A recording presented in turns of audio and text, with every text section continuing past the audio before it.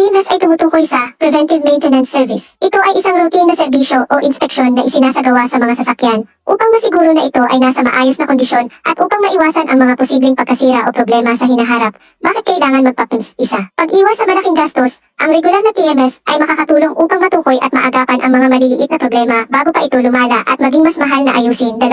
Pagpapanatili ng kaligtasan.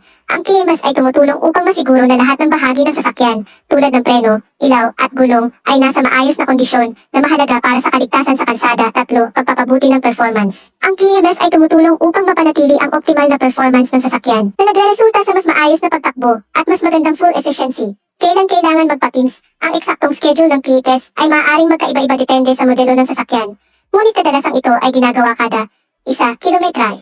Karaniwang interval ng PMS ay bawat 5,000 hanggang 1,000 kilometro.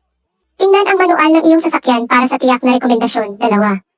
Oras. Kung hindi naaabot ang kilometrong interval, karaniwang PMS ay ginagawa bawat 6 na buwan o bawat taon, depende sa rekomendasyon ng manufacturer. 3. Kondisyon ng paggamit.